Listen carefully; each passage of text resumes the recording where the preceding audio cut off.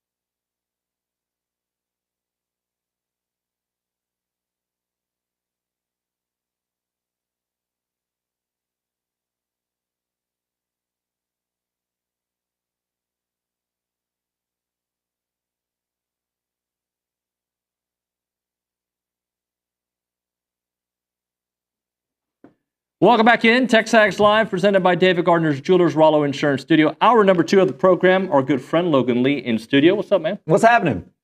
Always coming in a good mood. How was your sleep last night? I asked OB, I'll ask you. Did you get good rest after that game last night? Let me check. Oh, you have your Whoop? Let me check.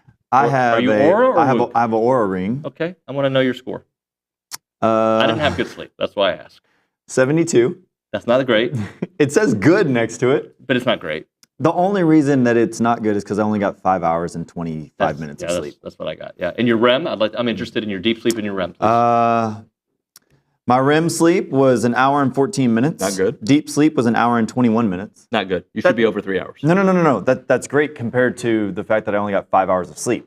So under that circumstance, sure. My sleep efficiency, 93%. You think we just lost everybody? No. Okay. People care. But they don't care about your sleep. They care about Aggie's wins, and they don't care if it happens at midnight, 2 a.m., as long as they win. And that was a game, and I've said this, so bear with me here. I was mad most of that game. I was mad because I'm like, why do they keep shooting threes?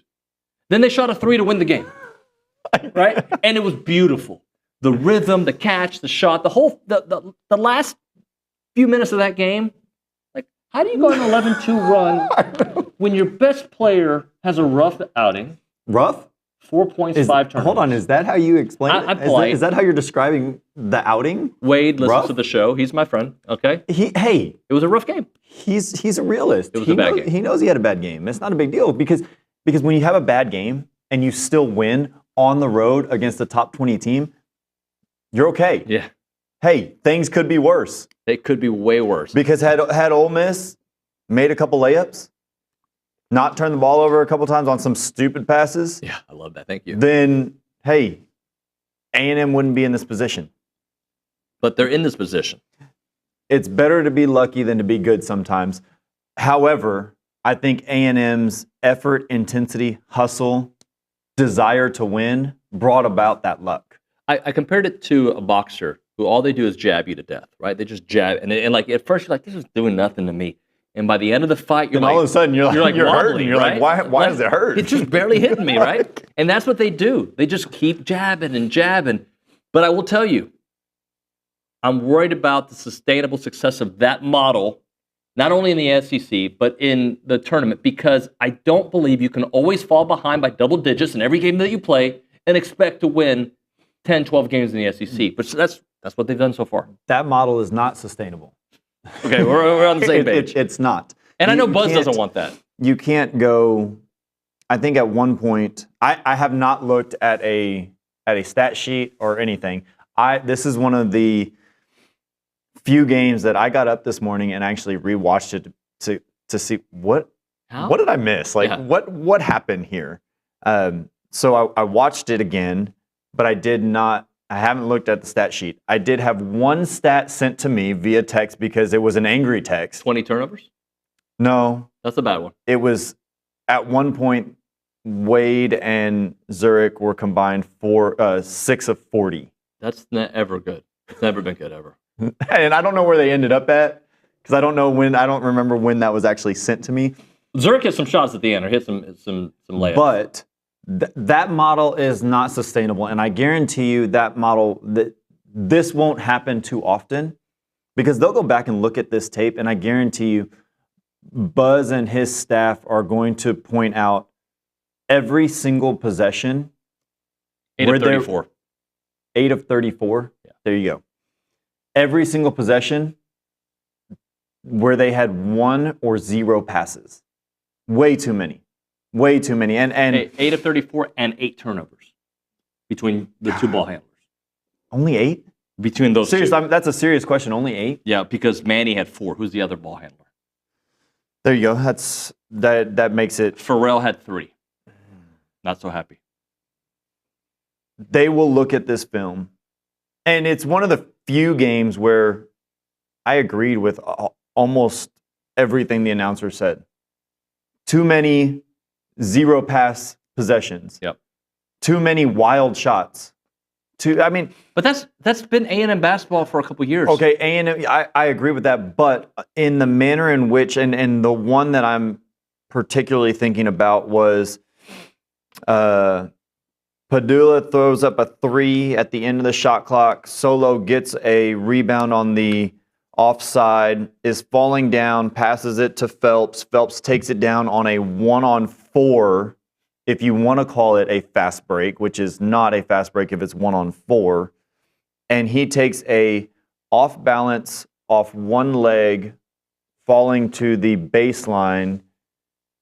Not a high probability. I mean, and it was from 15 feet. It wasn't like, hey, he was 4 feet away. He's going up for a layup, got bumped, so he had to adjust. No, he was 15 feet. He never touched the paint. Like, those types of shot attempts cannot happen. I don't care. Like, Buzz says it. Hey, we get the ball on the rim. Okay, but you don't get the ball on the rim when it's 1-on-4 with nobody around. Like, that's a horrible shot attempt. Yeah. It doesn't matter what coach is saying. It doesn't matter anything. That is, in anybody's mind, that's a horrible shot attempt. And they will use that film to say, hey, let's not do that. What are we doing? Yeah. But even Wade, who I love, and I think he's got the green light 92% of the time. I've done 98% of the time. I'm going to go 93. Okay. We'll meet there. We'll meet there. I want him shooting, especially when he's having an off night. But like some of the shots when you're 4 feet behind the 3 and you haven't hit anything, I remember when I was a kid, I was a very bad baseball player, but my dad would tell me, when you're in a slump, bunt. Get on base, get some confidence going. Hit some easier shots. What I like, and again, I feel like we're trashing them. They won an amazing game. Not. This is how we want it to be easier. Yeah. Right? Attack the rim, because Wade is fantastic at attacking the rim. I'm okay with all of his shots if they reverse the ball and if he's 4 feet behind the line, but they've reversed the ball 3 times. That's different. I'm okay. It's not at the beginning of the shot. It's not at the beginning of the shot. The first 4 possessions of the second half was a combined 2 passes. If you don't include the rebound to kick it up. Right. In the half court set, the first 4 possessions, there were 2 passes. Wade took 3 shots. Phelps took 1 shot, and there was a turnover. Like, you can't start the half that way. But again, their effort, their hustle, their intensity, their desire to win put them in a spot to get a lucky bounce, to get a couple of lucky breaks, to make some baskets at the end. You know, this was a physical game. We talked about LSU and previous teams of how the officials don't let them play the game. They call every little foul. The officials did the exact opposite in this game. Ole Miss, with what, 4 minutes left in the game, they took their first free throw attempt. Ole Miss was 1 of 1 from the free throw line, and then at that point, A&M was 7 of 9, I think. That's what they finished. 7 of 9. 7 of 9. I mean, they let them play. They let them play. Yep. And that's good for A&M to an extent because A&M is physical. But they didn't get to the line a lot, which is typically how they score. I mean, that's why all the metrics are weird. That's why you saw this game and how it plays out. I mean, I can't believe A&M had 20 turnovers. Shot the way that they shot from the field between Phelps and Taylor, and won the game on the road against the top 20 team. Like that, to me, as much of a headache as this game was, it shows how good this team is. They can win games like that. Look, if it was not a team that I talk about and love as much as the Aggies, that's one of those games I would have probably I would have gone to a different channel for a little bit and checked back in, right? I'd be like, all right, I'm getting angry. Let me just see what's on the Disney Channel, not that I've ever watched, and just get a couple minutes by myself. Okay.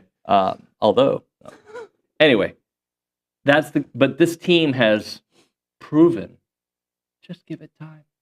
Just like they may not win them all. Just let it simmer. But just it'll like get even there. the LSU game, I'm watching that game kind of frustrated. But they won by double digits. You know, the first half of LSU was ugly. LSU is a bad basketball team. They are. But again, that's the thing about this basketball team. But you give it time. You just give it time. It's like a chef trying to marinate the meat, right? Like you just don't put it in the grill too quick. Just let it sit there for a second. and it typically works out. And that's the thing that really resonates with, I think, our audience and me and you, is that they try hard. Now, that's the price of admission, in my opinion, to play sports. You better try hard. Yeah. But there's a different level of intensity on loose balls, on tip balls, on 50-50 opportunities. I just spit everywhere.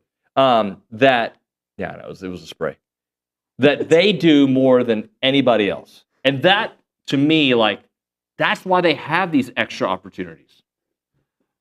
I'm still stuck on you just... Did you see it? No, I didn't. That's why I shouldn't have said anything. What are we doing? I saw this one go and end right there. Oh, we'll have to clean this desk. Yeah. I agree. The fact that they can continue to play and continue to go all out effort, even when they're not playing well, even when they're down by 8 with 3 minutes to go, 4 minutes to go. It shows that Buzz has created something within this group. It's hard to do that. Yep. Especially with 18 to 24-year-olds. It's hard to keep pushing. It doesn't matter that we're not playing well. It doesn't matter that we're losing. It doesn't matter that we're on the road. It doesn't matter. Keep pushing. Keep playing as hard as you can every single possession. And it wears people down. That's what happened against Ole Miss. It wore them down. Yep. I mean, the first half, I thought Ole Miss, when they started making shots and they started hitting threes and they upped the tempo a little, they pulled away, they got a lead, and it looked like A&M was in trouble. Yep. However, they stayed the course, and at the end of the game, after 34 minutes of being pressured, of having to struggle for rebounds, having to struggle for every single shot attempt, they finally wore them down. Every team has a breaking point.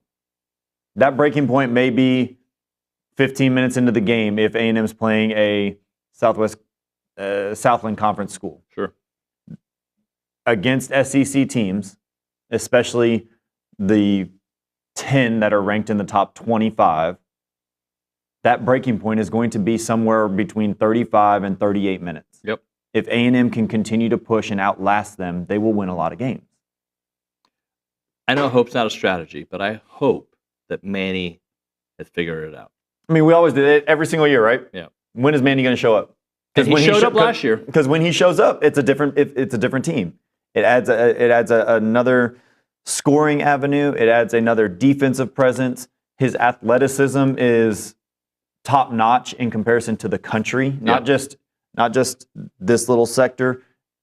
Manny is an athlete that you can compare to anybody in college basketball. And so when he's playing the way he did in the second half, not necessarily the first half, in the second half, controlled, a little more controlled, but also the shots that he took, I don't think he was hunting those shots. The catch and shoot three at the end, the crossover to a mid-range jumper in the paint, those weren't no pass Manny options where he just dribbles the ball up the court, tells everybody to move out and tries to back down his defender. Those were off the reverses. Those were off of kickouts from Pharrell Payne. Yep. When he allows the game to come to him and he slows it down, he is tremendously better. And he makes this team, he takes it to another level. So, again, we hope that we see this Manny the rest of the year. Because that takes a lot of pressure off of Wade. It does. Off of Phelps, off of everybody. And you got to think about him, right? When he's playing at that level, you have to think about him. So this is coming from a position of I want to learn, okay? I want you to teach me something because I loved 90s basketball where they would throw it to Dream or throw it to Barkley in the paint, work it. And I know that's not the kind of basketball that it is today. I recognize that. But explain to me why Pharrell Payne oftentimes gets the ball close to the three-point line as opposed to deeper in the block. Is it the way they're defending? Is it because he can set a screen and allow for that three? What is the thinking behind? Because I want him closer to the paint than I want him by the three-point line. I think there are a lot of factors. One, it's easier to get the ball right there, because a defender who is guarding the post, they're used to being in the paint, and when they're in the paint, they're physical. They push on you, they lean on you, and the further you go out, the less they lean, the less they push, and so it's easier. Two, I don't think the A&M guards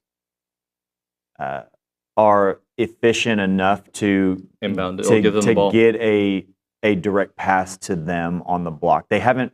I mean, when's the last time A&M had a post where they posted up on the block and you had to actually give it to them? Right. You had to improve your angle. Take 2 dribbles to improve your angle to get it to the post. That hasn't happened. Is that the guards, or is it maybe Pharrell not putting himself in a position? It's both. Yeah. And then 3, I think it's because Pharrell does have a good handle on the ball. He can dribble the basketball in comparison to a post defender on the block. Right. And so he's not afraid to catch it a little further, face up, or back him down, make a move.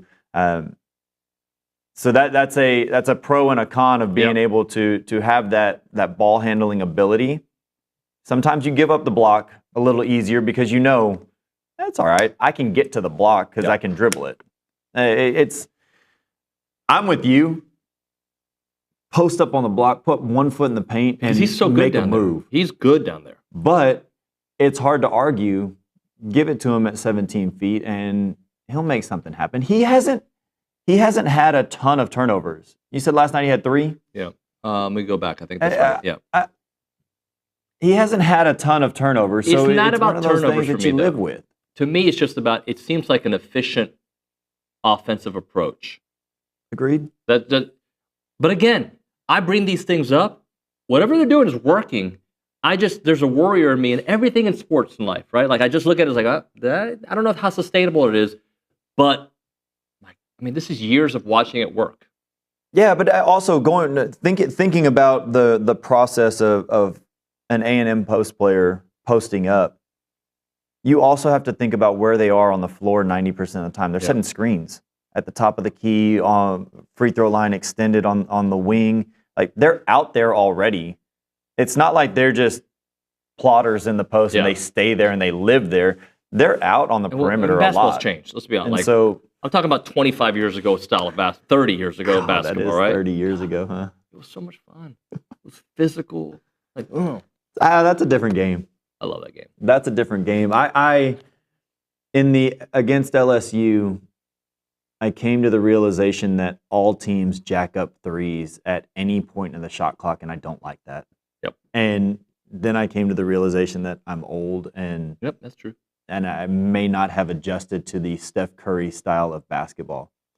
I can live with Steph Curry because he makes a ton of them. He's the best to ever do it. He makes a ton of them. But when people try to emulate that and they're not as good and they haven't put in as much practice or as much work, then it looks bad and it's bad basketball. Well, Robert Horry started it of 4, shooting a lot of threes. I don't know if he's the first one, but he started making it, right? Big Shot Bob. And then from there, Dirk and other 4s that could play basically a 3-4-5, shooting threes and attacking the rim, but shooting threes. I mean, Tracy McGrady, 6'10", and guard. A guard. Yeah. Like a 2 or a 3, right? Like, what do you want? Like, but I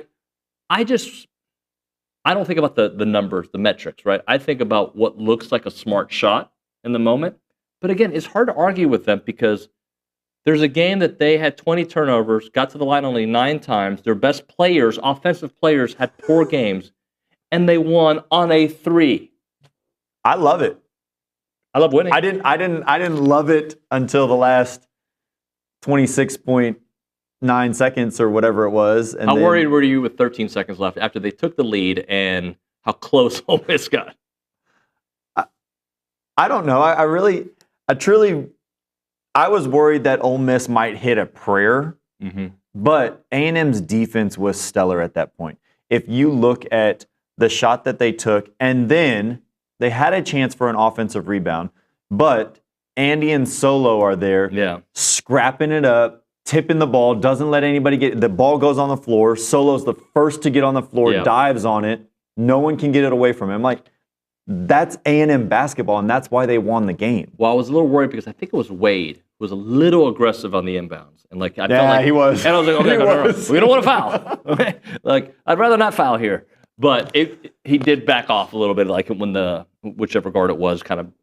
But again, it goes back to that's why they win. It wasn't so. Yes, they got lucky, but their luck was brought upon the fact that they play so hard, and because they stuck to the game plan, and they do what is asked of them from Buzz and the staff. Like that's where their luck comes. They create their own luck. Yeah, I agree. Logan, appreciate you, sir. Yeah, Thank man. you very much. Oh, actually, before I let you go, and we're way late, but Texas game. Texas, I know the record isn't fantastic.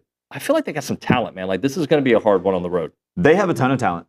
If they make their first couple of shots, it could be a long night, and A&M is going to have to fight the entire night. If A&M can strap up and pressure them and force bad shots, it'll happen like what had happened the first time, which it was 80-60. I know it was a 20-point win. It was a close game until it wasn't. Exactly, and that's how it's going to be. I think they can outlast Texas, and that'll be a win for them. Thank you, buddy. Appreciate you. Absolutely. If you're looking for the perfect spot to satisfy your food cravings and hang out with your friends, you need to check out the Varsity Grill House, Aggie-owned and conveniently located across from the Academy on Highway 6 in College Station. The food is great there. I can get the ribeye tacos, but there's so many different options. You get wings there. You can get your burgers. Really delicious food. And it has kind of like, it's one of those places you feel good taking your wife for dinner, right? Like, hey, we're going to fine dining. You can also take your buddies there and watch the sports going on. The place is great to go, and they can also help you with your catering needs. They create unforgettable experiences for big events and small. It is the Varsity Grill House, your home for good times and great food. We hope to see you there.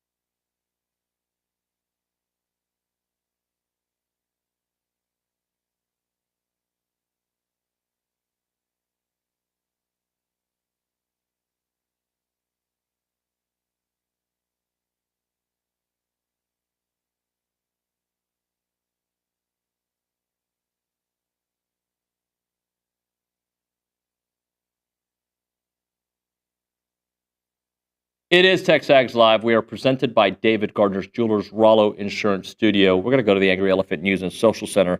I'm going to read 2 messages first, and then I'm going to hand it over to you, Caitlin. Got it. So Jeff Hewitt wants to know how long I can plank. I don't know.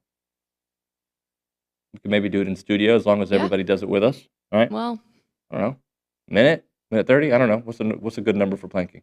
a minute 30. Minute 30? Yeah, I'd probably do that. I mean, I think my hips would probably drop a little bit. I don't think the audience cares about that. And then the other question was, oh, no, it wasn't a question. Travis on the YouTube page says, it is difficult watching this team. They're getting it done, but man, it is ugly. And sometimes you got to muddy the waters to win games when you're built a certain way. And I think that's part of it, especially when your main star, Wade Taylor, who's really good, was having an off night. Thank you. What do you have for us, Caitlin? Jesse on the YouTube chat said a little bit earlier, he brought up the point that even if you're 50-50 at this point, you're looking at 10-8. He's talking about the rest of the schedule. If you're 500 the rest of the way, you're going to be 10-8. Is that what he's saying? And he said, hopefully we get more than 50 of the rest, but still good for a conference with how the league is. I'll take 10-8.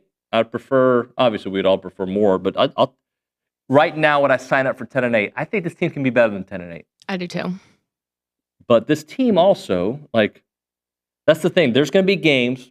Last night, as I've explained a few times, I was getting frustrated watching them. And then there was a point where I'm like, maybe there's 6 minutes left and they were down 8. I was like, they might actually win this game. I didn't believe it until the turnover that Solo, like the inbound play where Solo, I was like, I think we're going to win this freaking game. Yeah. And then we still needed a little bit of luck with a missed free throw, right? The front end of the one-on-one. So for me, just don't give up on this team. That's at the end of the day, just don't give up on them. What else, Caitlin? We have the women's basketball team is looking to defend its home court tonight against number 11 Kentucky at 6 p.m. The Aggies are 8-3 at home this year and 2-1 in Aggieland during conference play. And A&M comes in with the number 7 net strength of schedule in the country. And the Aggies will be just one of 3 teams to have played at least 8 ranked opponents by this week's set of games, by the time this week's set of games are complete. Let's get it done. Let's get it done. Let's win it. Let's try to get one more in before we hit a break and call Aaron Torres. Yes, well, Kentucky, who is facing A&M tonight, is riding a 9-game win streak. The Wildcats are the number 1 team in the country in blocks per game with 7.1, but are second to last in the nation in bench points per night with just 9.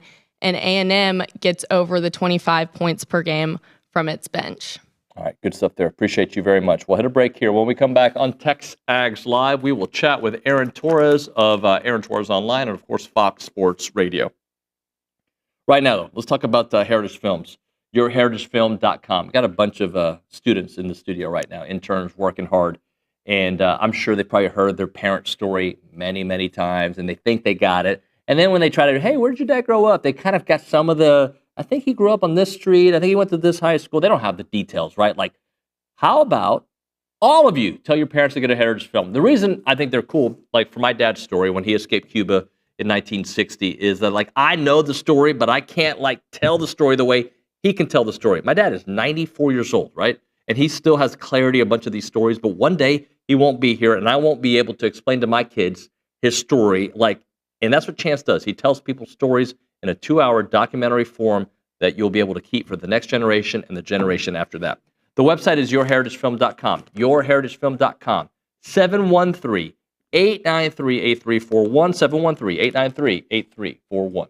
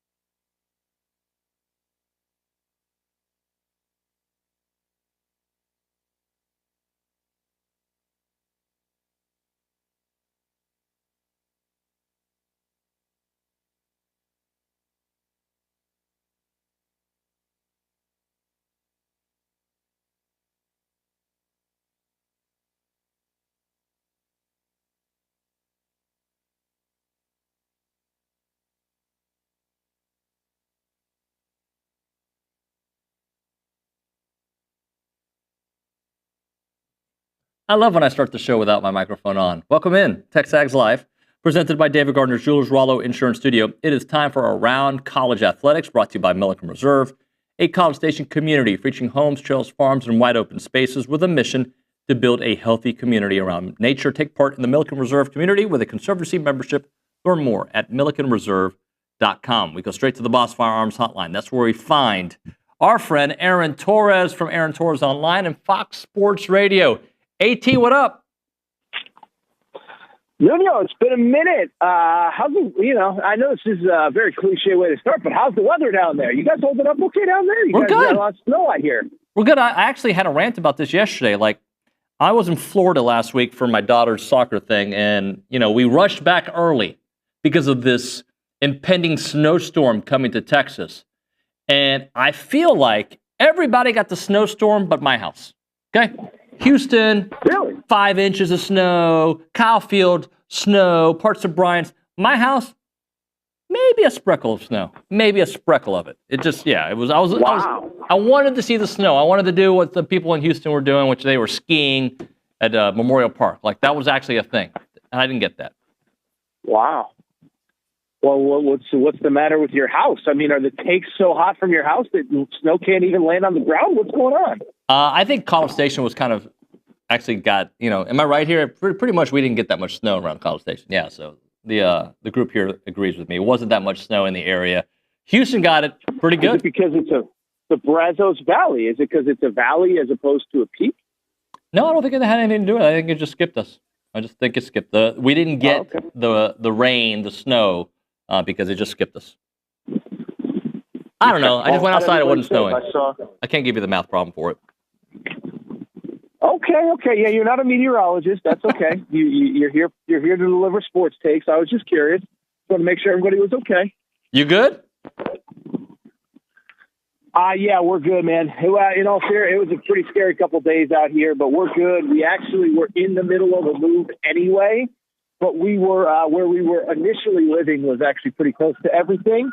But we're good. We're survived. I will say, I know everybody sees those, American Red Cross, promotions whenever you're watching a sporting event now. And it's cliche, but it's the truth. Is there's a lot of people that do need a lot of help here in California. My wife's been here 30 plus years, and she said she'd never seen anything like it. So it was a crazy couple weeks, but we're good. Now we're just back in the routine, just watching sports, talking sports, living the best life. So we're good though. We're good. Well, AT, let's get into basketball last night. I don't know how much of the A&M game you were able to watch, but it felt like a game A&M shouldn't win, couldn't win, wouldn't win, and they won in the last 13 seconds. I don't know how much you were able to take in, but just another example of a Buzz Williams team that will just claw their way to victory. Okay, so I'm glad you set me up like that because, I have a confession to make here is that I am I'm a guest of yours that is, you bring me on because you want insight and you expect me to have my eyes and ears on everything. And I was in front of the TV, but it was just kind of a game. It was kind of like that third TV game that, Ole Miss just felt like they were in control of the whole game and you're monitoring it, but you're not paying attention to it. And then all of a sudden there's all these monitor reviews in the final minute. And it's like, well, it's still a 4-point game. And then all of a sudden I did turn it back on right in time to see Manny O, hit that three to take the lead there with, whatever it was, 4 or 5 seconds to go. So it was a game that, I'd be lying if I said I was sitting there with a notepad and monitoring every single play. But I think the way you framed it, Dave, is like typical Buzz Williams win. I think what my takeaway is I give A&M credit for this. They know what they are, they know what they're not, and they play to their strengths, right? So, Arkansas obviously won last night, but I did an interview in Arkansas yesterday before the win, and I said, the issue with Arkansas, I don't know what they are game to game. With Texas A&M, and it's been discussed on all the broadcasts, the team and the coaching staff know they're not necessarily a great three-point shooting team. So it's, hey, we have to crash the boards. And we know that A&M is the number one offensive rebounding team in the conference and all that. We know that we have to play. We just know that we have to create second and third chances because we don't have a bunch of guys that can just get us 25 on any given night. And so I think to me, more than anything, that just proved to me that A&M knows who they are. They play to that identity for 40 full minutes. And if you do that, you're going to stay in games and you're going to have an opportunity to win games late. And that's obviously exactly what happened last night against Ole Miss. Yeah, to me, though, like, I balance how sustainable is that model of kind of just every game grinding out to the very end. You fall behind 10-point deficits in all these games, double-digit deficits. But like, you can't like argue with the success that Buzz Williams has had here the last few years. He's got to have more success in the postseason, and I don't know what that looks like. A couple wins in March Madness. That being said, the recipe's working. Yeah. Well, it is, and it's actually funny again because I was thinking the exact same thing while I was watching that game. Is exactly what you said. Is it's just a tough way to make a living. So I can be positive about they know who they are, but it is a tough way to make a living. And it's funny. I was actually thinking about this. Is that the college basketball kind of the famous team that everybody kind of always talked about was Virginia. They played this super slow style. And, they got lightning in a bottle one year, won a championship, but every other year it was kind of tournament disappointment after tournament disappointment. And I do think it's a tough way to succeed long term, especially in a single elimination tournament, because of the fact that one, the margins are so small on both sides, right? It's really hard playing the way A&M does to get a big lead. It's really hard to jump out to a 17-4 lead playing the way that you do. And then conversely, if you fall down 17-4, it's really hard to build back up from it. So, I'm not going to sit here and lie and say that it's a perfect format. I mean, maybe a perfect format doesn't exist. And I do want to give credit to Buzz Williams for finding that format with this particular group of players.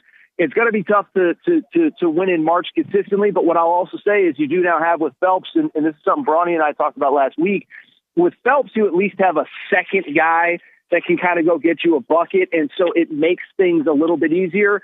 But I also am not going to lie, David, and pretend like, that A&M has, the ability to just put 90 on anybody at any given point. So I do think it's a fair counterpoint to you. And I'm sure it's something that you've discussed with the audience throughout the season and maybe even throughout the last 2 or 3 seasons, is that, you can win games doing this. But again, in a single elimination tournament, it's just going to be hard to consistently do that for the 2 reasons I said. It's hard to come back from big leads, and it's hard to get big leads against pretty much anybody that you're playing. Talking to Aaron Torres online, Fox Sports Radio. AT, after the 12-team playoff, just your takeaways of how it worked, what you liked, what you didn't.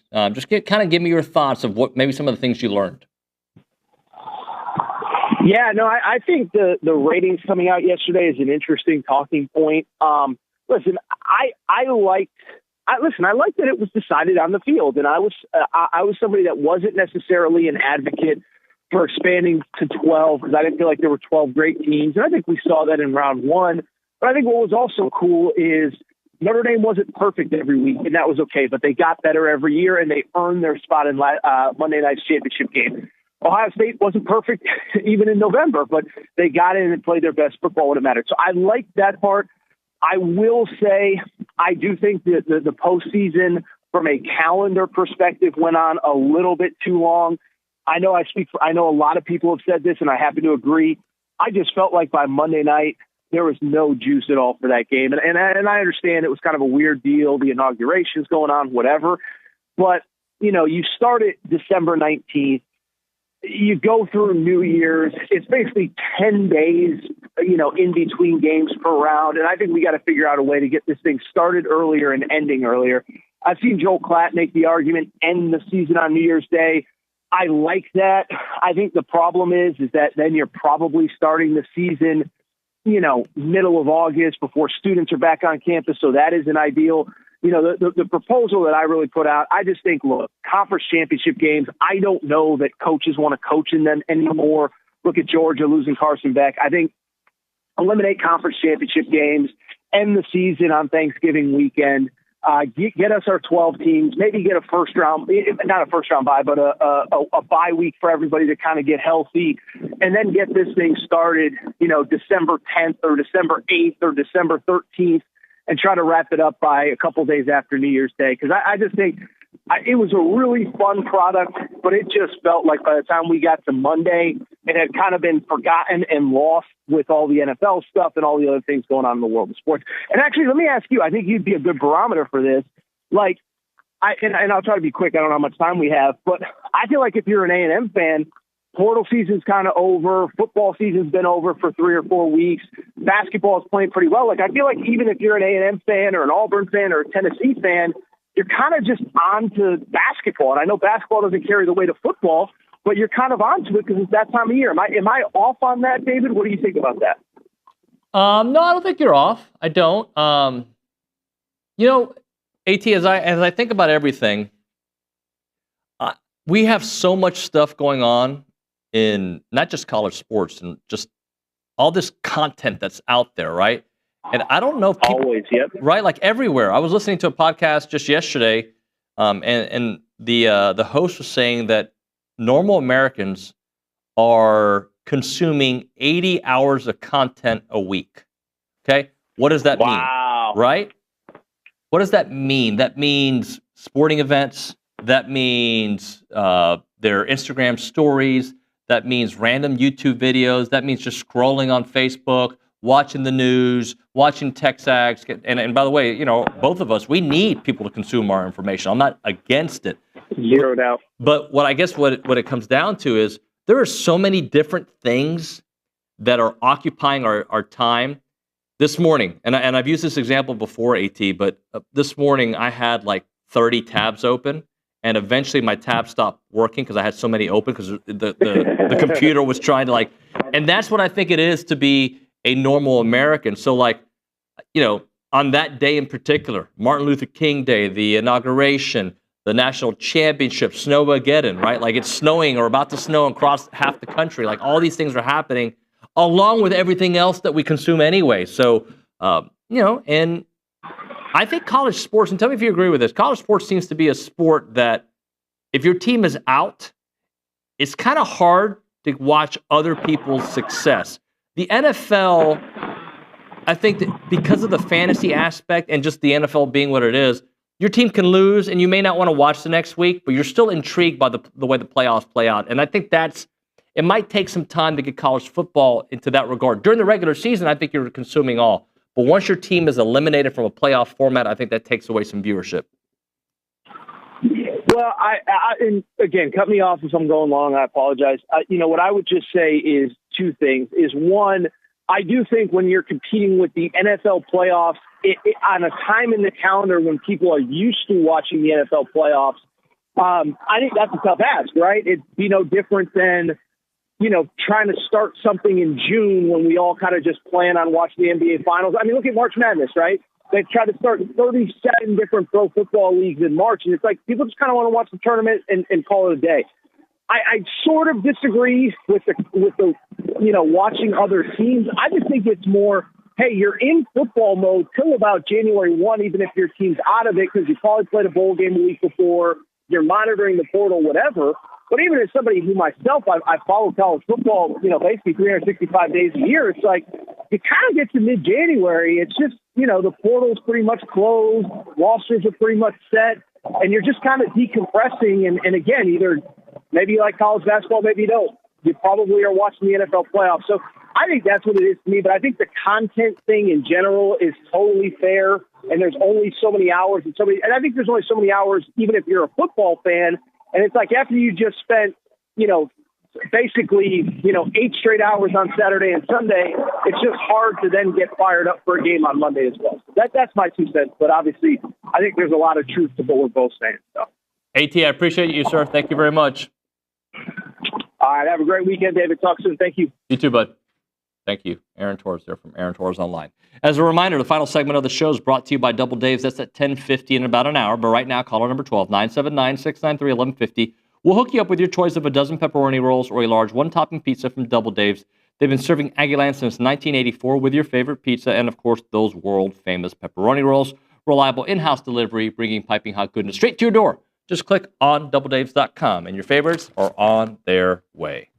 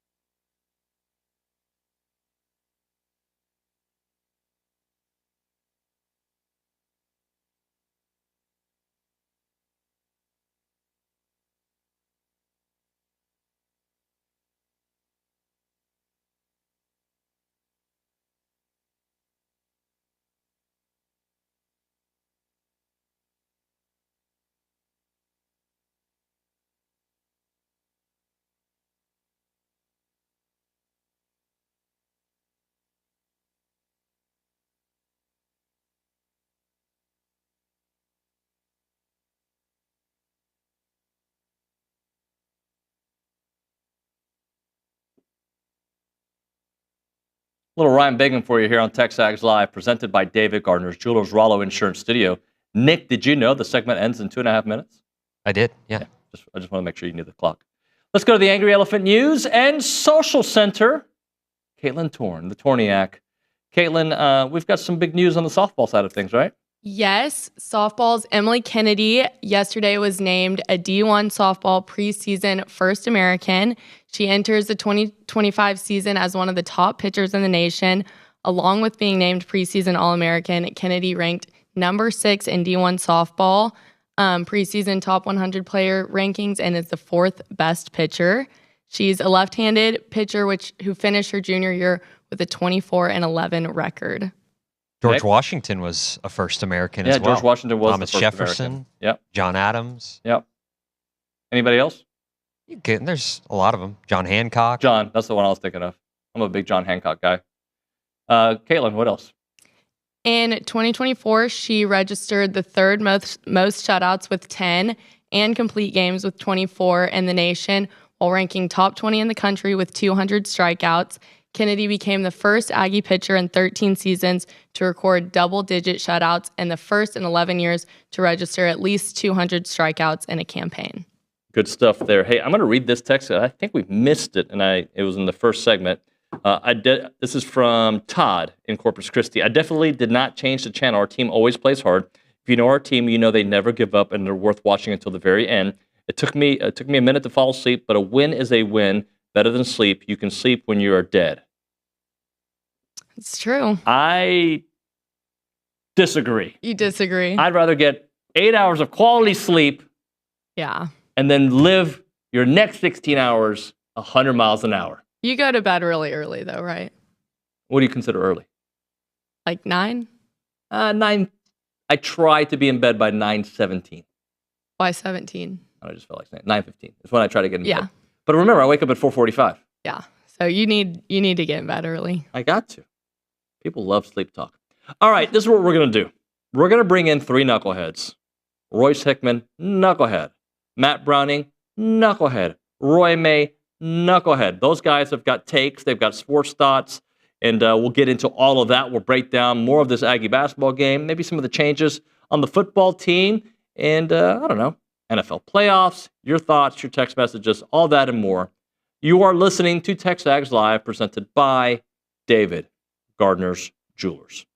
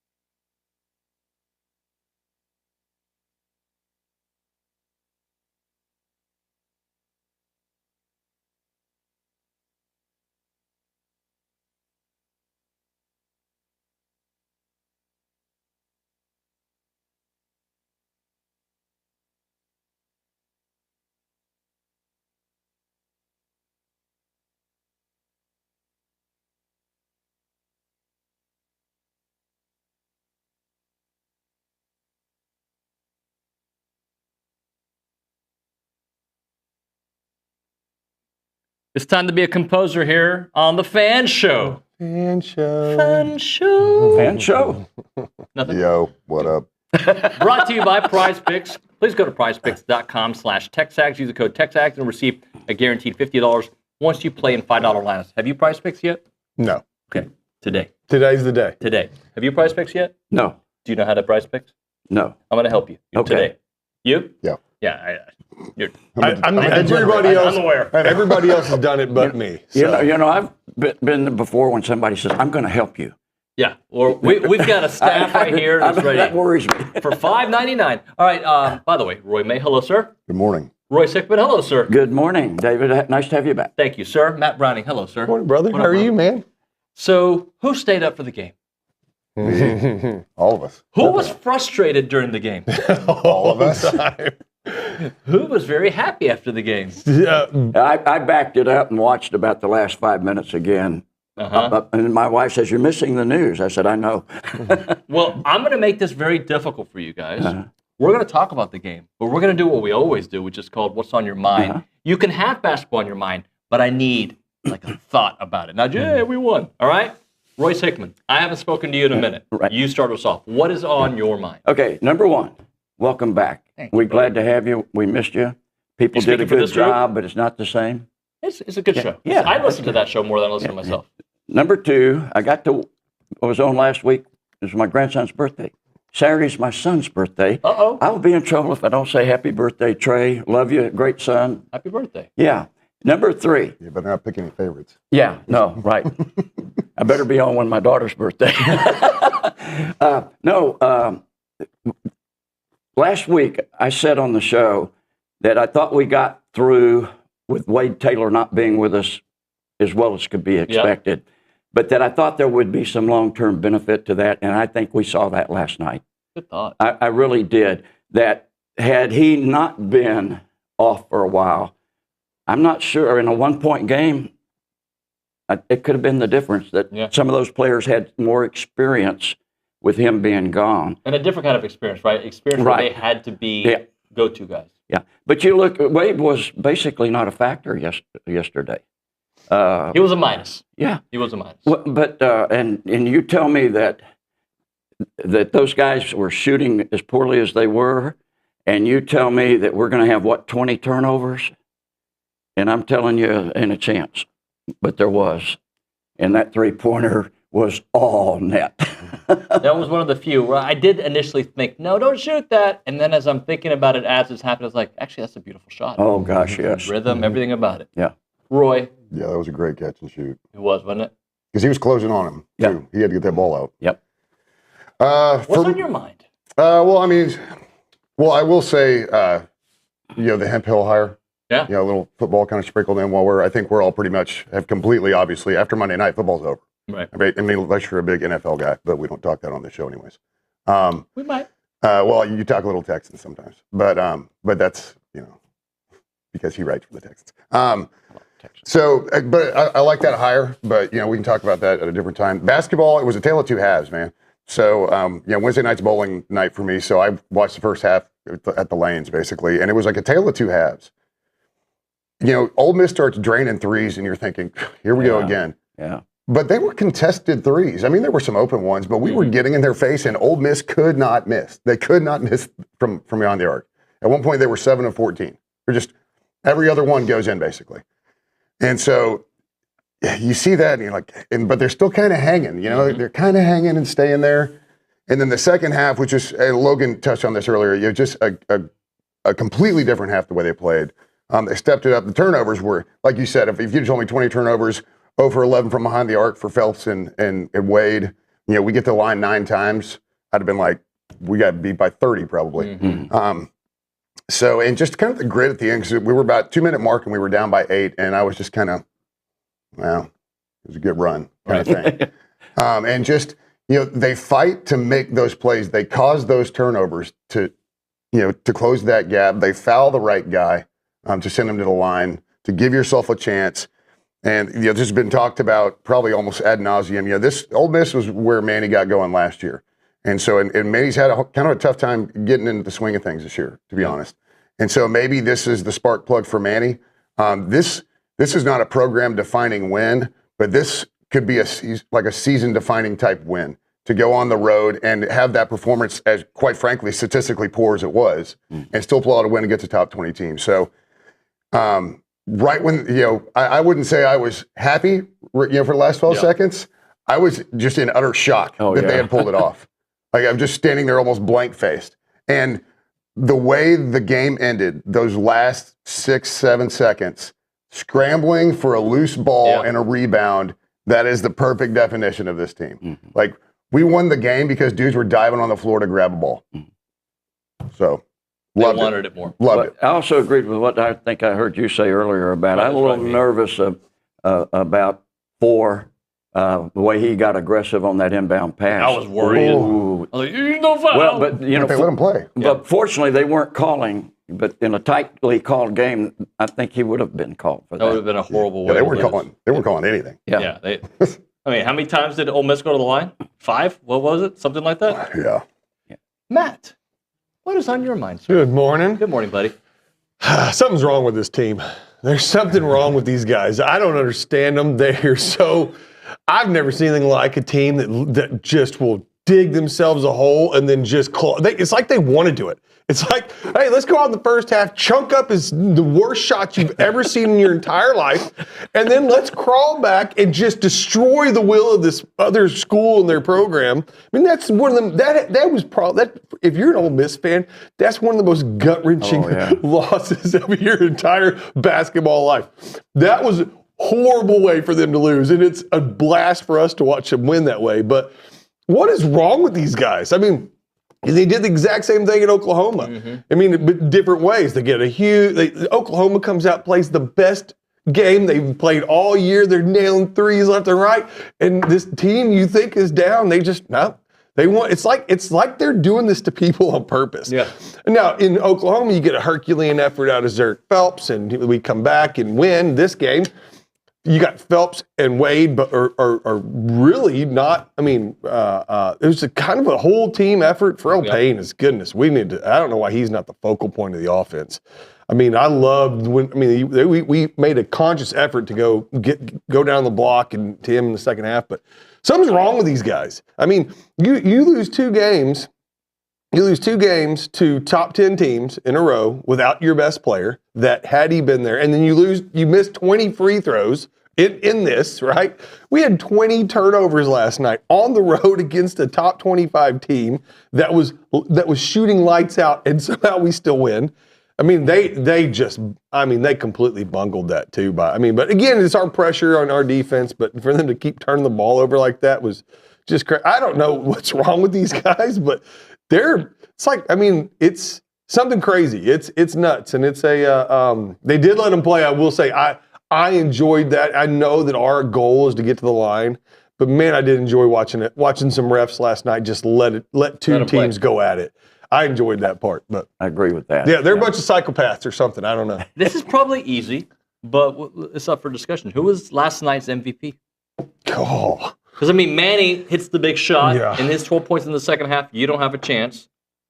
But, Solo with the steal. Without that steal, you're not in that position. Yeah. Well, the key thing is, which has been talked about before, they just didn't quit. Yeah. And then, and I did go back, 349, they didn't score again except for 2 free throws. That's a lot of time in a basketball game not to score. Yep. And it's almost like it's a team MVP. And I know you're asking We're going to give it to Buzz then, right? I was going to say, maybe the coaches, just because the way they were able to clamp down over the last 5 minutes, quite frankly. And Buzz did not seem worried or frazzled. No, the whole game. No. Yeah. No, I was. I was mad. If my team came out shooting those shots, it wasn't that we were missing shots. It was they were horrible. It was bad. Anyone that knows basketball knows that those are horrible shots. Those are shots you don't shoot. Yeah. So if you want, MVP, Pharrell Payne was phenomenal in that second half. Do they win that game without Hayden Hefner? He changed the game. Hefner would he have threes, was it? Mm-hmm. Garcia, key times. Garcia with those tip backs and the offensive boards he kept getting. And a couple of those big blocks. Solo. A game like that, you almost have to go, you know what? I'm just going to give it to Solo. We don't know why. Even if because mentally that dude is more tuned in than, who knows? I don't know. That was a team effort. I know who we can't give it to, but even Chase had a role in this game. Yeah. Well, I think given the performance that we had from the guards, right?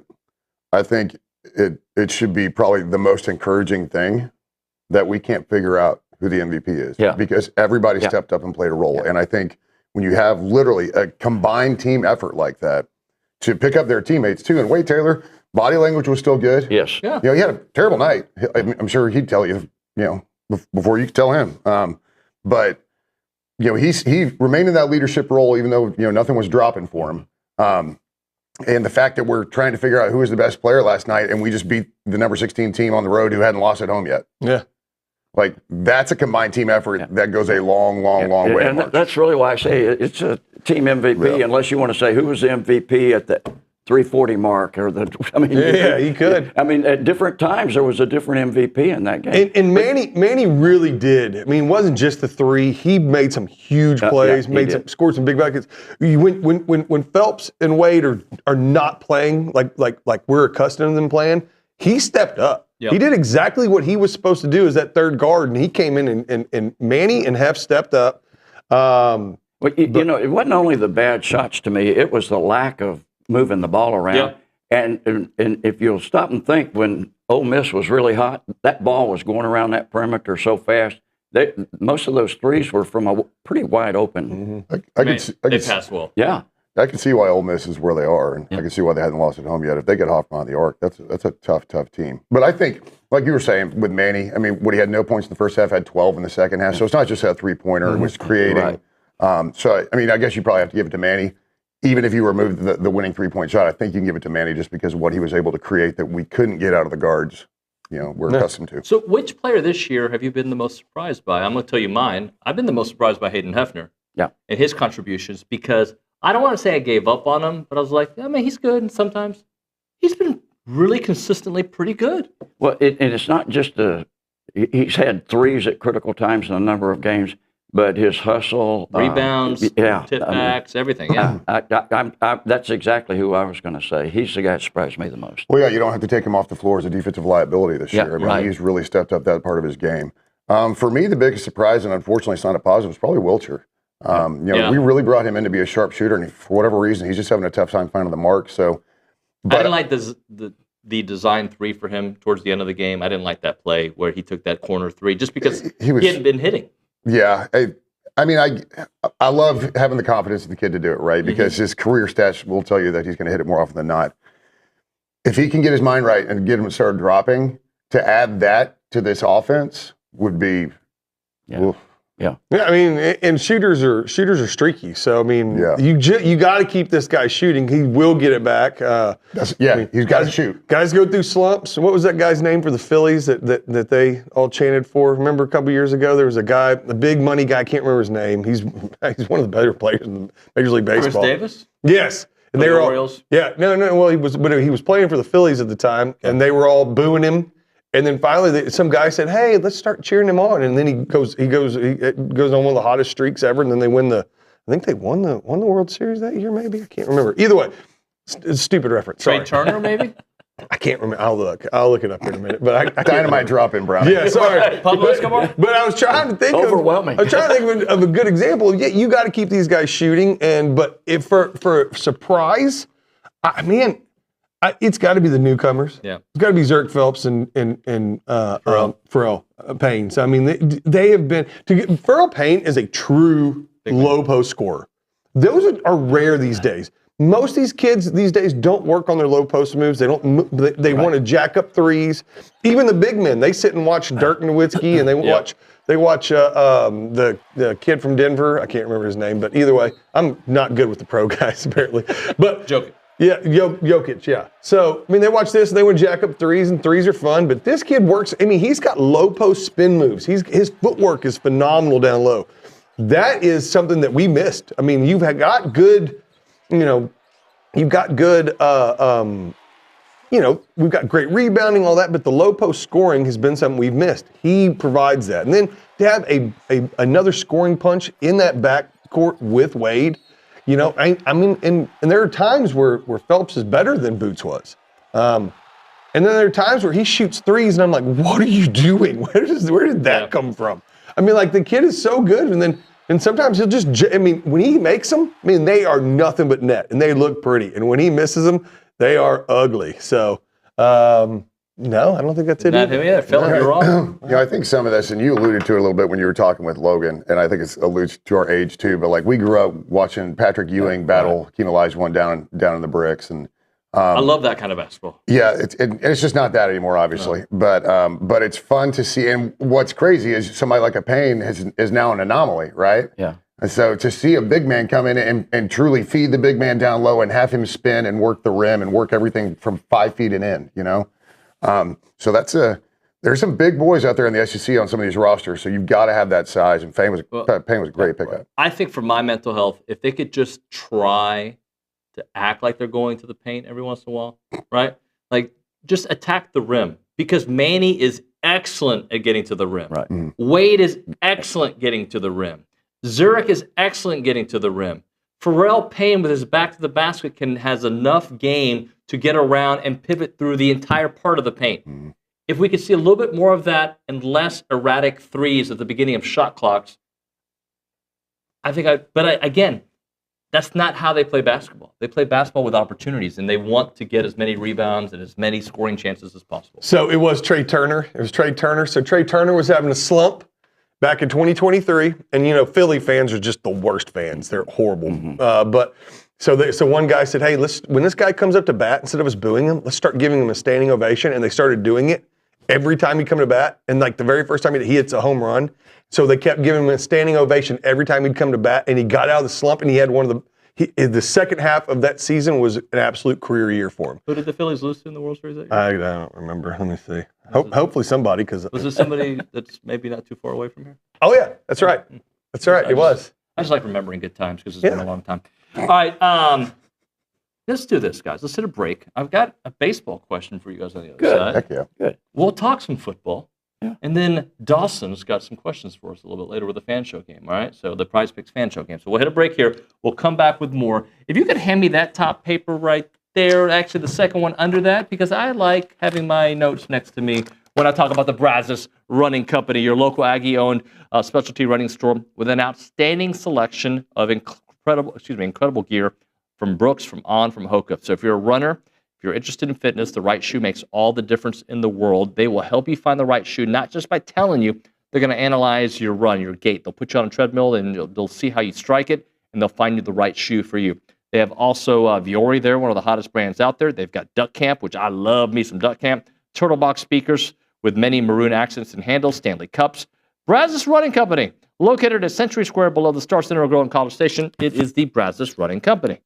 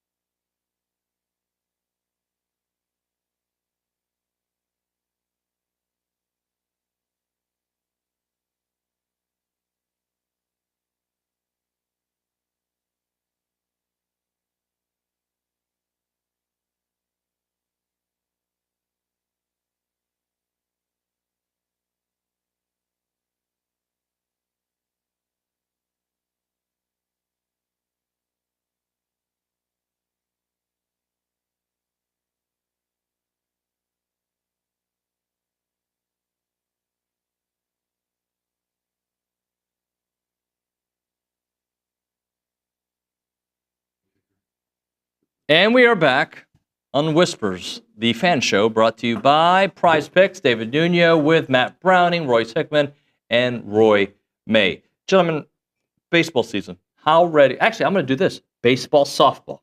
How ready are we for the Diamond? And I'm going to start things off with Roy May, who I know watches all of Trisha Ford's games. Yeah. How pumped are you? Oh, are you kidding me? The rankings came out. We talked about a little bit this last week, just because Bronny's always going to steer towards baseball. I think it's kind of it's his comfort zone a little bit. Right. The rankings come out. Aggie baseball number 1, Aggie softball number 7. I didn't know where softball was going to land. For the preseason. And again, I know preseason rankings, blah blah blah blah blah. But to see what Trisha Ford has put together, some key additions, getting Emily Kennedy back, which in softball, if you have a number 1, you can go a long, long way. Oh, a long way. And then obviously what baseball has added, and who they brought back, and I think it feels like a revenge tour in baseball, right? Because it's not only we want to get back to Omaha, but like we want to shove it in Schloss's face too. Amen. Preach on, brother. And so I am fired up for baseball and softball. And if basketball wasn't playing as well, I'd probably already be locked in on baseball and softball. Right. But basketball is center stage right now. But I cannot wait for the Diamonds, both of them this year.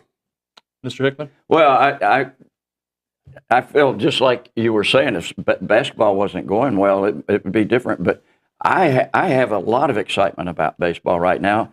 And I don't remember us being this excited about baseball this early in a long, long time. And I think it's a number of reasons. Obviously, the way Schloss left is a factor. But I think the way early's come in is what's really important. Yeah. And that's what, every time I hear that guy, I'm more impressed about how he talks, what he's doing, how he's conducting business. And, and I think those players are excited about playing and being playing for him. And I think we're going to see some great things there. I used to coach girls softball a long time ago, so I have a lot. And same thing about Trisha Ford. Everything I see or hear about her, I like. Yep. And she is, I was amazed at what she was able to do last year. Yeah. And I think this year she's even, I'm expecting big things from both the programs. Mr. Browning? I'm excited about baseball. I'm not there yet, though. I'm just not. So you know how we shift focus, right? Yeah. So we shift focus so much that I'm going to say this. I completely forgot that the national championship game was on Monday. I'm like at 10:30 at night. I go, oh crap, the game is on. Right. And so my mind is focused on basketball. I've shifted from football, and I do agree with AT from what he said earlier about we've got to shorten this. We've got to. You've got to. I agree with a lot he said. Cut out the conference championship games. Let's get football condensed down a little bit. Let's not let it spread out so far. It was a blast. I enjoyed the playoff run. There's some things that we've learned, and hopefully we'll implement some changes to that. But we need to get it done a little quicker so we can get turned, especially the schools who don't have a. As soon as my rooting interest in the whole playoffs was Texas lose, not just because I'm a hater, because it's best for A&M overall, but and we hate them. We do hate them. We hate them. They're horrible. But but as soon as they lost, my interest, I don't care who wins between Notre Dame and Ohio State. Could care less. But mentally, I've shifted focus to basketball.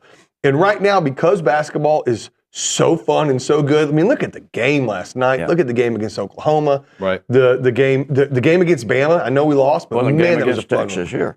Yeah. And so we've got a lot going on still with basketball. And so it's like Christmas is coming, right? I'm super fired up. But you haven't baked a turkey yet? Haven't got Thanksgiving yet? We haven't got through Thanksgiving yet. I can't turn my focus to Christmas until I've eaten Thanksgiving dinner, and I haven't eaten Thanksgiving dinner yet. So I am still all about basketball right now, but I am looking forward to Santa Claus coming. I can say that. All right, so here's a baseball question. Follow up that way. How about Hayden Schott getting number 12? I like it. Yeah. Isn't he the perfect guy for it? He really is. It's kind of what it was designed for. Yeah. That's a no-brainer. Yeah, really. Yeah. And I feel like they've done, even Schloss, the guys they have picked have been the perfect guys to pick for this year's team. He is number 12. Yeah. Yeah, and he's just that guy he's that vocal guy that you want to be. You mean he's fun. He's Aggie through and through. To come back after I love it. I think he's a great candidate for it. He's like a Cullen Gillespie of baseball. So, but like, and again, I think A&M has done a fabulous job at getting the right dudes for all the programs, right? There's a lot of guys on football I love. Basketball, that whole roster is a bunch of dudes that I can just root for. Yeah. Baseball, a bunch of dudes that I just love, right? They just great. Who stuck it out when it would have been easy for them to leave. Yeah. In an era where people leave. Yep. Yeah. And that they stuck together as a team and decided they all wanted to come back. Love it. I mean, and they're stars. These are guys. A lot of these guys are going to be playing in the show one day with big contracts. And as you guys get to know Coach Early better, because he'll be doing his weekly hits with us twice a week, I think you're all. I mean, he all seems likable. Wait till you get to hear him more. Like it's just like he's just he's the right guy. I was hearing clips from the press conference yesterday afternoon. And that's part of what got me fired up. Just listening to him talk, and that program, they deserve a good year. Yeah. And I think they're going to have it. Not to be. I do remember when Schloss would call in, we'd always go, "Man, what a cool guy! Man, he's out on his ranch talking to you on his phone, messing with his cats." I'm like, "What a perfect Aggie." Oh gosh. Hey, you know what? Can't trust him, can we? There is always going to be some bitterness towards that, no matter what. He did provide some pretty good years to us, right? So he did, but the separation is like just a bad wife. You can't. First of all, you can't just blatantly lie like that. You made a decision. It would appear that you can. Well, he did. He did. He blatantly lied. He calls out poor Richard and bashes him in front of everybody. Poor Richard did nothing wrong. Who doesn't? I mean, hey, Richard Zane's got the best shoe game I've ever seen, by the way. But I mean, he does that, and then. But like I said, the one thing you can't do, like if Texas is your dream job, that's fine. I completely understand that. That's a job that I get it. That is a blue blood in college baseball. That is a destination job for a baseball coach. I don't blame anyone for wanting that job. But I think to myself, if that's my dream job and you're as good as Schloss was, then you don't take this job ever. Yeah. You can't take this job and then up and bail and go to that job. Yeah, I mean, if he'd gone anywhere else, I think there would have been some hurt feelings, but not the absolute anger that there was. Say the main thing is how he did it, lying. I mean, just outright lies. Even the statement about I left my family because of my commitment to this job. Yeah. Well, look, we spent a lot of time on that. I agree with you. Had he gone elsewhere, we'd have been very upset, we would have booed him. We wouldn't have been bitter. It's kind of like when Carlos Beltran left the Astros. Like people booed him for years until he came back and then taught him how to cheat. That all being said, had he left a day after being eliminated from the College World Series for the University of Miami, for Oakland, we'd still be pissed. Mm-hmm. It's a different level of piss when it's your rival. Right. Completely different. Yeah. Amen. All right, let's talk Frutella Italian Cafe. They have awesome homemade Italian dishes. You're going to love the lasagna there, the pasta, you name it. They make it so fresh. Golden fried breadsticks. They have the lasagna, as I mentioned. They have great cheesecake. Also a proud partner of A&M Athletics, sharing the passion for food and Aggie fans everywhere. If you can't make it out to Frutella, no problem. They ship their products nationwide so you can enjoy it from the comfort of your home. Plus, every Saturday, they're at the Memorial Villages Farmers Market in Houston. They are owned by the same family that opened Pino's in Houston, and they're proud to carry on that awesome tradition of the best Italian food in town. Come hungry, leave happy. It is Frutella, all about good food and great company.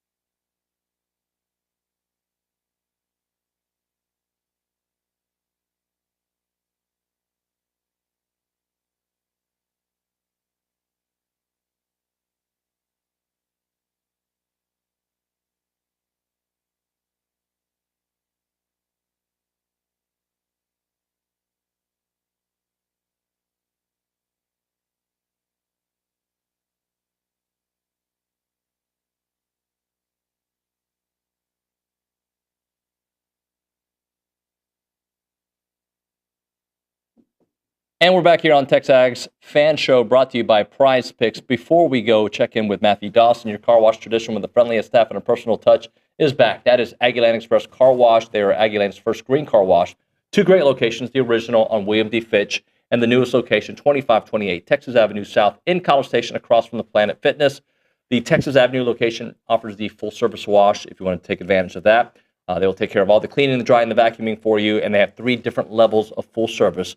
But if someone wants to try the basic full-service wash at the newest location of Aggie Land Express, I'm going to give it away, $40 value. First caller, 979-693-1150, that first caller.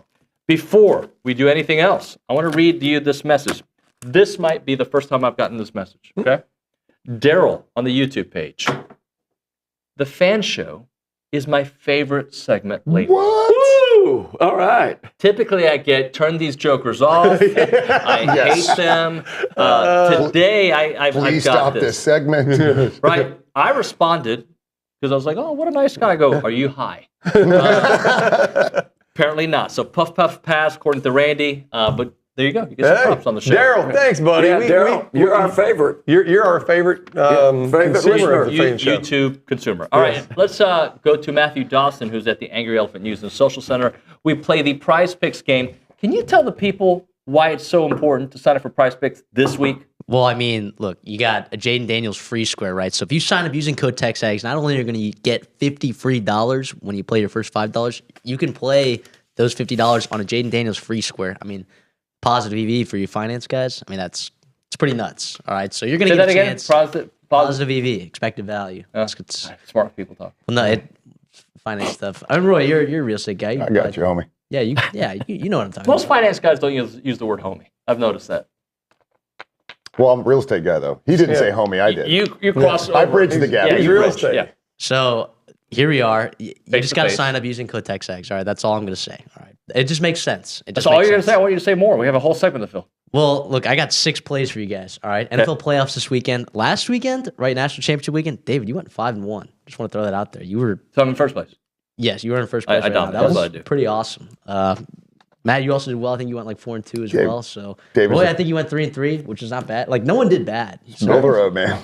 So let's just be honest. I'm great. I'm just along for the ride. But hey, we're getting better. We're getting better at the end of the season. I like it. Yeah, so we're peaking at the right time. Now right? we're doing the NFL for the first time, which I was unaware that Prize Picks did NFL. Oh, Prize Picks does everything. Do darts. They do East Premier League darts. They do darts. PGA. Yeah, like you can bet on British. Have you ever seen Premier League darts? No, I have a lot. You should see a clip of it. Just like go on YouTube and check a clip of it. The crowds at Premier League dart matches are bonkers. People go watch people play darts? Like Rudder Theater, like bigger than that probably. Yeah, and everyone's so close together. Everyone's got a beer in their hand. Oh, I'm out. It's awesome. Yeah. It's unbelievable and they have on the big screen. They have like zoomed in on the board too, so everybody in the arena can see where they're. It's bonkers. Anyways, you guys remember Glow Wrestling by any chance? Oh yeah. Yes. You watched Gorgeous Ladies of Wrestling? I have. Well, I actually was on an airplane with about 4 or 5 of those ladies. Tell me what. Wait, hold on. Tell me more later. I did not expect that to happen. No, it's a passenger Mount airline. Fiji? But this one big old gal was going down the aisle and with some kind of a little backpack and hits me. Oh yeah. And I said something about it, and she said, "Well, I'm just used to throwing people around." Wow. How did we get here, Matthew Dawson? Speaking of throwing things around, Jaden Daniels, right? You said he's free. He's a free square. Free square, and if you like his 222.5 passing yards, you might like him to have more than a half of a passing yard. But for the sake of it, right? If you want to play him in another play, 222.5 passing yards. Is he going to have more than or less than that? Matt, I'll start with you as you collect. I'm going to say less. He's going to have less. I mean, he's rookie. Is playing in the big game. I mean, and as a Cowboys fan, all of our quarterbacks always throw for less. So why not? Why can't Jaden Daniels? More than. I'm looking at his numbers because that's what I do. He's thrown in his last few games 258, 227, 38 yards against the Cowboys. I believe they took him out because they didn't need it. Is that right? Anybody remember that one? Nobody. Everybody quit paying attention or something. I think he got dinged up and just precautionary. Mariota came in, would let a game-winning drive. It's cool. 268, 299. I'm saying more than. I'm going less than. I'm impressed with him. I think he's going to be rookie of the year. I'm going to take over. Or more, more than. I agree with you. Yeah, if you guys like the more then you're going to like his free squares. So, Patrick Mahomes. All right, this is a typo on your guys' paper, by the way, so get ready for this. Is he going to more than or less than 253 and a half passing yards against Buffalo? I'm picking on the number on the sheet. Yeah, no, 172 and a half. So, Do we know what the weather's going to be there? What's in Arrowhead, right? So, I mean, probably be pretty cold. Cold, miserable. Yeah, look, is it 253? 253. If you watch anything on the internet this week, apparently the refs, it's the Chiefs and the refs versus the Bills. So I hate to say it, but I think he's going to go with more. I'm going to go more than as well, although I think they're going to be throwing, both teams are going to be throwing a lot. I'm going to go more than. Well, that's tough. This was easier. I think I'll just do less than, seeing that you are going more than. I think this is going to be a classic like Mahomes-Allen shootout. Yeah, I'm going to go more. There's going to be a lot of points in this one. I might be with Royce on this one, but we'll see. Saquon Barkley, having one of the best running back seasons, in the last decade. Is he going to more than or less than 129 and a half rushing yards? That's a big number. So Saquon Barkley is reminded of the world that he is freaking good, right? You get out of New York and good things happen to you apparently, but I'm going to say less than just because, if you're the Redskins, what else? Or you know what? They're the Redskins. I'm calling them the Redskins. If you're the Redskins, then you focus on stopping that guy. Well, the last two times you played against the Commanders or Redskins, 146 and 150 yards. They'll always be the Redskins to me.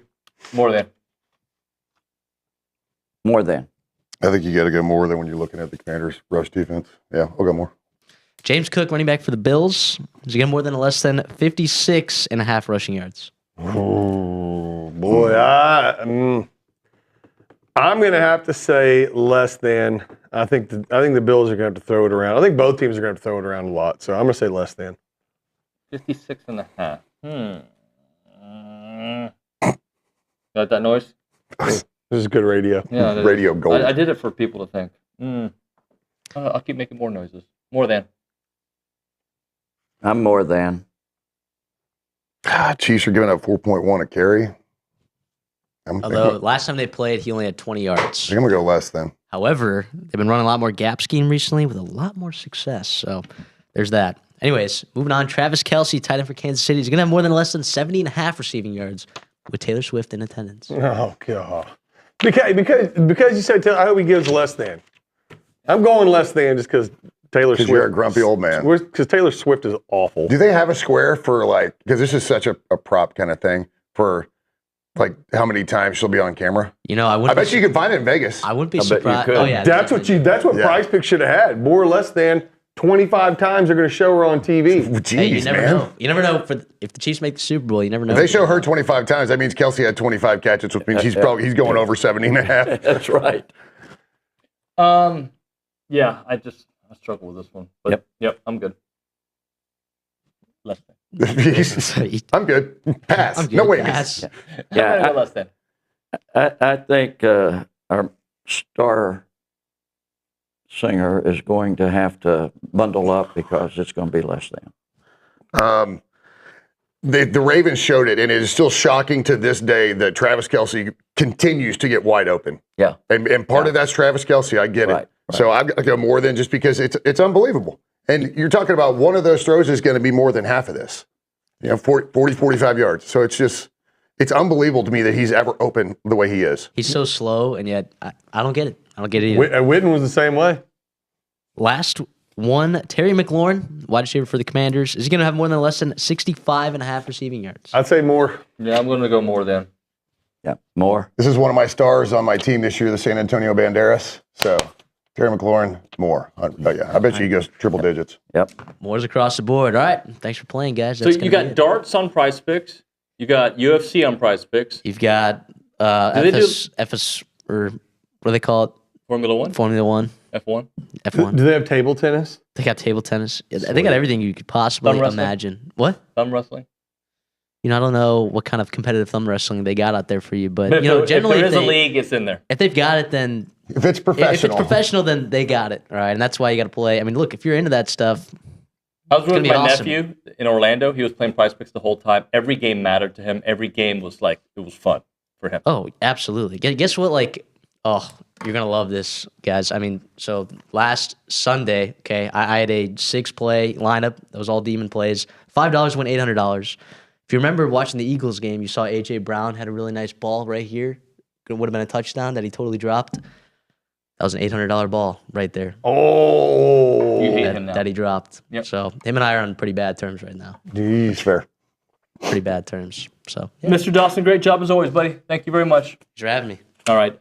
Who's your insurance provider?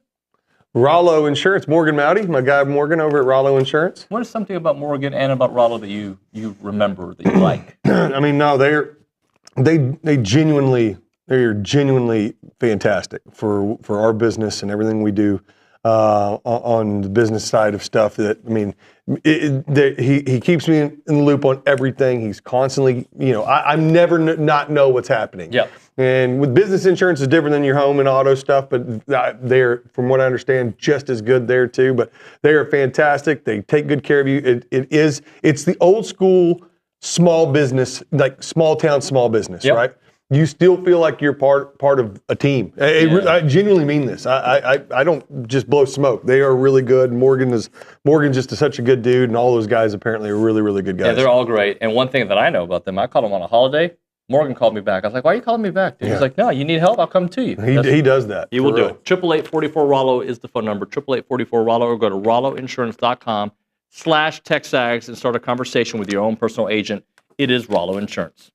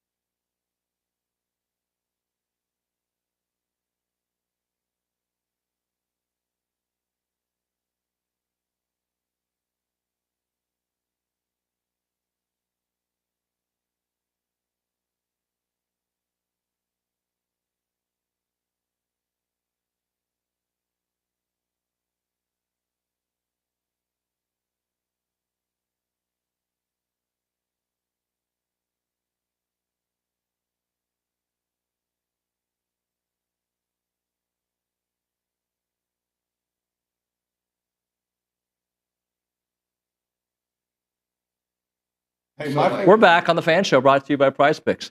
He doesn't like Morgan Wallen or Taylor Swift. Is that fair to say? To the public? Morgan Wallen's not country music. That's all I'm saying. It's like someone says, "Hey, listen to this new guy. His name's Morgan Wallen. He's fantastic. He sings he's the hottest guy in country music." And I turn it on, and there's nothing country about it. He sings pop music. Is it possible that music evolves? Now, hey, let me explain something though. Just so y'all know, just full disclosure, my favorite singer to this day is still Jerry Jeff Walker, who didn't have a good voice, who wasn't a super great guitarist, but Jerry Jeff to this day is still my favorite. On this panel, I represent the rap community. Okay. I'm Mr. I'll give you that. Yeah. Really? 1,000%. 1,000% on the rap guy on this table. Okay. Yeah. I think you're good, but you're not. I'm like A. When Roy pulled up, he was jamming the Chronic CD. Okay, well, that's because he doesn't have a new car. But that being said, as the rap expert in the group, I think I'm the rap expert. Okay. Rap music is not made for me today. Okay, there's a lot of mumbling, that's not what I grew up with, and like Kendrick is still good, right? So what I'm saying is music evolves, and you are old, my friend. That's the problem. Yeah, I really am old. I mean, but look, don't call it country music if it's not country music. That's all I'm saying.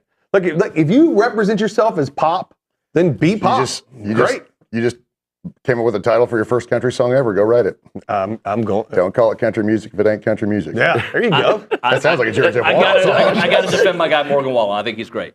Okay, I'm not saying he's not country. He's country. He's not country. You got to write the word ISH after. No, not at all. Do you know who Morgan Wallen is? No. Okay, I don't think so. No. You know who Morgan Wallen is? All right. How do we close out this show, guys? So basketball, A&M versus Texas on Saturday. We've enjoyed the victory over Ole Miss. You feel like you're kind of playing with house money right now. You got to win this game on the road against the Texas team that's very talented, but it's one of those, they better win games. It's a tough stretch, 4 or 5 on the road, but I think it's nice because you can put that up against the fact that later in the season we have 4 or 5 at home. So we get a stretch that flips that script. I think Texas is a must-win. I think we handled them. They're talented, but we handled them before. I think as long as we don't just go out and absolutely bonehead it, like just both halves kind of thing, I think this is a win. You finish off this 5-game stretch at Missouri. I think when you look at this stretch of 5 games, 3-2 you'd be pretty cool with. I think you'd like 3-2. 2-3 would be a little concerning. I think 4-1 is completely on the table now that you beat Ole Miss. In fact, if you look at this, you go, why not win them all, right? Yeah. And so you have a team that can. And so they can. All 5 games in front of them are winnable. But I'd love 4-1 would be just a fantastic run on these 5 games. 4 of them being on the road. I'll take 3-2 though. Yep. But you got to beat Texas. Yeah, I mean it's. I think that after the game we just saw, I think this next game. And again, this is just from what I know of Wade and what we're starting to see from Zurich Phelps is that I think this is a game they both go off. I think they both have big games. I think this is one of those where your 2 guards just kind of just take over the game, and that's what I'm looking for. So I'm hoping for a big game from Wade and Zurich, and let's see what happens. Well, I feel like we had a bad game. It's behind us. We still won. Well, no, but that group isn't going to have bad game after bad game after bad game. I mean, might it be a Wade Taylor get right game? No, absolutely. I think Wade, because Wade isn't going to be satisfied. I mean, that's an outstanding young man. I've had some time with him, and I think he knows he didn't play as well as he could have, and he's going to work on it. And I think earlier I heard Logan say that Buzz was going to sit down and go over every single one of those plays where they threw the ball away or whatever and correct all that. And that's, Buzz does stay on top of those guys. But they've bought into what he does, and you find a way. And that's what they did the other night. They found a way. And they didn't quit. Now, I like also Logan said they wore them down. Well, that's what they do, right? They never quit. But look, I don't say that as this badge of honor. That's what I expect from my teams. Yeah. Mm-hmm. But they're not quitting versus others not quitting is different because they're going to put their body on the line for every loose ball, every possession like that. It's a different kind of intensity, and that's the brilliance of Buzz, right? Is developing a culture where it's. And by the way, if I'm Wade Taylor, I'm like, I feel so good that my guys had my back on a game like this. Makes me feel like, I don't have to carry the load all the time. Takes pressure off of right? And it does make you appreciate a guy like Solo. Golly, that dude's he and Anderson Garcia are they're all over the place. Those are some unsung guys. Well, the very last second of the game is a perfect example of what you're talking about, David, where how many guys did we have down on the floor fighting for a ball to keep them from having an easy layup? All right, we got to drop it right there. Will in Rosenberg says, there are plenty of us who enjoy the fan show. Thanks, See? Will. We might do it 24 hours a day, like the fan show channel. I'm here. I just got hired. Thanks, Will. Yep. It doesn't pay well, but you can come anytime you want. That's going to do it for TexAgs Live on Thursday. Tomorrow, Billy Lucci. Bye.